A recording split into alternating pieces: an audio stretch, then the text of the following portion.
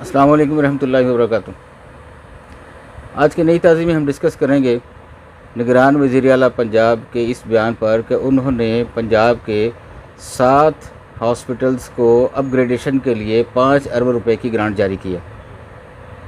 सबसे पहली बात यह है कि आप निगरान वज़ीर आला है, आपका काम ये ग्रांटें श्रांटें जारी करना नहीं है।